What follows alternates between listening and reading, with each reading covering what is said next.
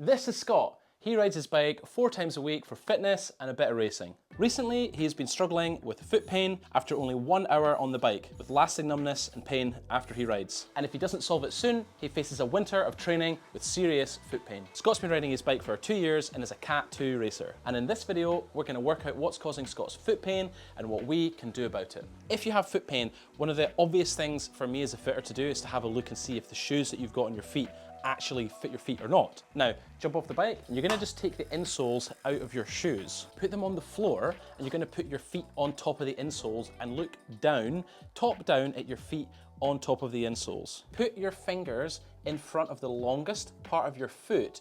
What you really want to try and achieve is 1 fingertip or so in front of the longest part of your foot. And in this case, you can see it's like 1.5, 2. Now there's too much volume in the shoe and there's too much length.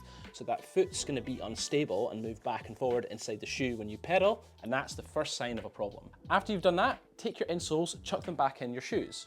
After that, you're gonna put your feet back inside your shoes. And when you do that, you're gonna tighten them up as so. Put your heel as far back as possible into the shoe. You're gonna do the ankle boa up first. Nice and snug, so snug that the shoe is basically now on without even doing this front boa. Once the shoe is tightened up, here's a couple of other telltale signs. Now I know that that heel is set as far back into the heel cup as possible. If you wriggle your toes, big toe wriggle, it's obvious to me that I've got at least almost 1 centimeter of extra length inside that shoe that doesn't really need to be there. So you can see there's definitely that this shoe could be a little bit smaller. Other things as well, if you now stand up, in terms of like excess volume and bagginess, quite a lot of the time there's this kind of puckering of excess material on the insides of shoes.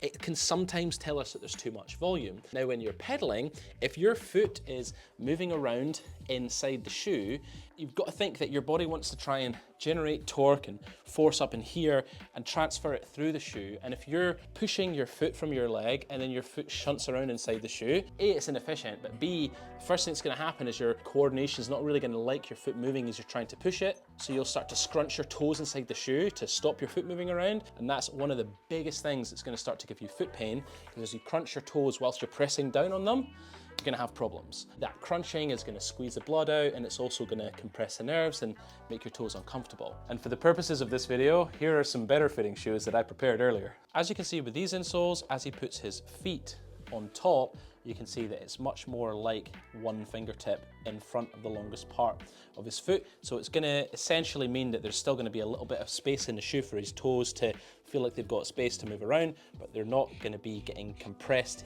either.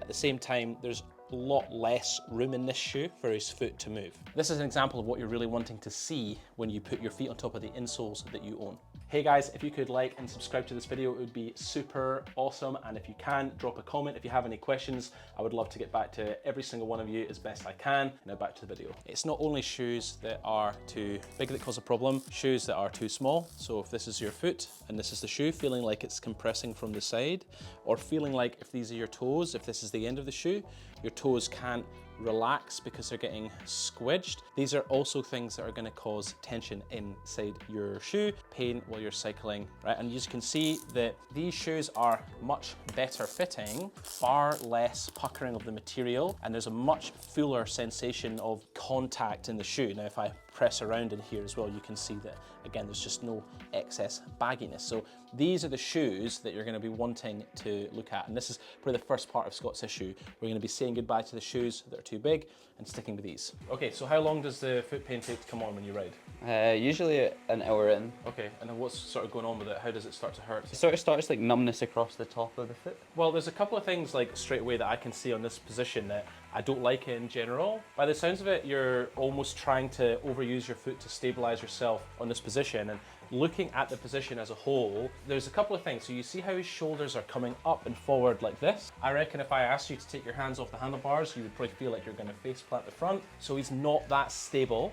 And the first thing that I would look at if you stand up out the saddle and keep riding for a second, see his saddle's pointing down. He's also got one of these specialized power saddles that's very short and it's not that supportive along its waist. He's feeling like he's falling forward. His saddle isn't that supportive. So what else has he got to stabilize himself with? He's got his hands that are pushing, but he's also got his feet, and he's probably overusing his feet inside the shoe to stabilize. When you feel like you're falling forwards on the bike, quite often you use your feet to drive down into the floor. Imagine I pushed you from behind, you would dig your foot into the floor like this to stop feeling like you're falling forwards. Now, inside a cycling shoe, when you're pedaling, effectively what that looks like is your toes are digging hard into the floor, and that squeezing is going to start cutting off the circulation in your toes, and it's going to start causing pain, numbness in the toes and your foot potentially if you're really having to clamp the shoe down like Scott said he was doing in order to feel like your foot is stable. One of the downsides of stock insoles in cycling shoes is that they're not that supportive for your foot. So if I pull this out, first of all, this insole has almost no profile to it at all, and it's very flexy. Now, yes, effectively, you can see that the insole is touching his foot, but just actually put some weight on that foot. Don't force anything, so just now you're just gonna balance on that foot. You can see how much movement is going on in his foot, and the insole is just giving way straight away. It's not providing that much support at all. And we're just gonna swap that insole for a slightly more supportive one.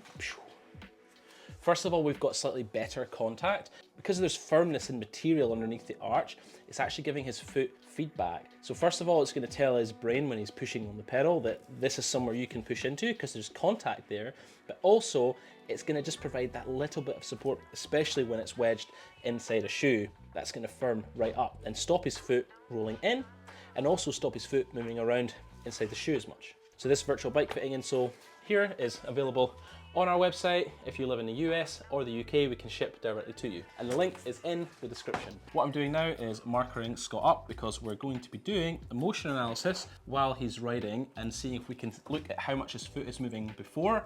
And as we make the improvements to the position that I've just mentioned I want to make, we're gonna have a look at the end and see if his foot is moving in a more stable way. You can see this blue line here is the right, kind of orangey one here is the left. You can see the right foot is in a higher angle all the time really, and it always peaks like way higher. So that left foot's going to about 90 degrees at its kind of most pointed down part of the pedal stroke here.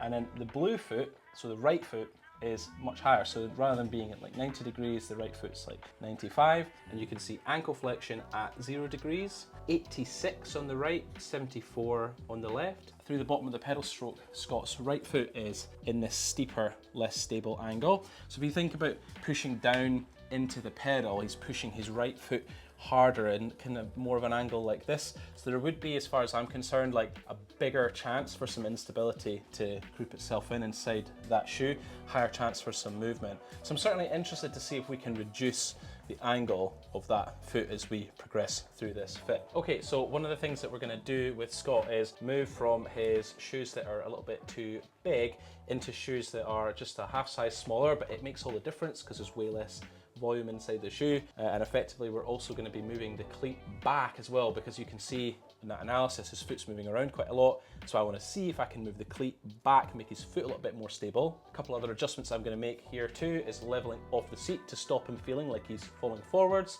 I'm probably going to put the saddle up just a little bit. That might even up his pelvis effectively on the saddle. Take the shot again and see if we can fix these problems. So we've leveled off the seat, put it up slightly, and I'm going to chuck an insole inside Scott's shoe just to fill up that space that we're talking about, that void inside the shoe that we want to try and minimize. We've also put the cleats back on his shoe, and effectively that's just going to bring the axle of the pedal further back towards his ankle. It's going to give his toes more control over what angle his foot's sitting at. So yeah, let's jump on and find out. Oh, they feel pretty good. As you're riding, okay, what I want you to do, if these are your big toes, I want you to lift your big toes up to the ceiling. And what that's going to do is it's going to drop his heels. You can see now his heels are in a lower position.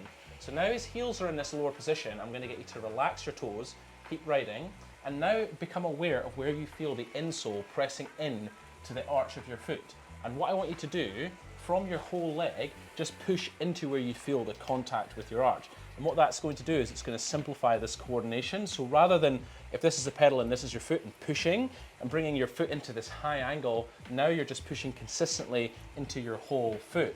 And then to bring this to the next level, imagine you were in the gym doing a squat with a bar on your back. Now, I don't want you to lean over your toes. I don't want you to lean over your heels. I want you to lean forward over the arch of your foot and push down. Keep your weight over that downward push. And now look at this really nice coordinated smooth pedal stroke. That is going to help his foot relax inside the shoe, and in turn that's going to help minimize pain and discomfort. But how does it feel at this point to ride like this? Do you feel like your foot's squidging up and down, or do you feel like you're able to kind of more relax this foot inside the shoe here? It definitely feels a lot more planted, like through the pedal stroke. That's good verbiage.